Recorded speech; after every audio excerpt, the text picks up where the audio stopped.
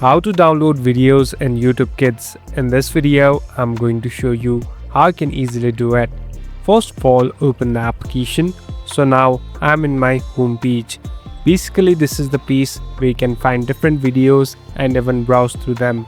Here, in order to download any video, first select the video that you want to download, and here on the right bottom, you'll be able to find this three dot icon.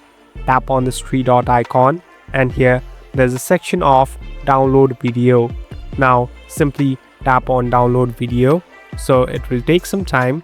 Now here on the bottom there's a section of your stuff. Tap on your stuff, and on the right top there's a download button. Tap on downloads, so it has been downloaded and all the downloaded videos will pop up here and you're all set to go. Thank you for watching this video. I hope this video will help you.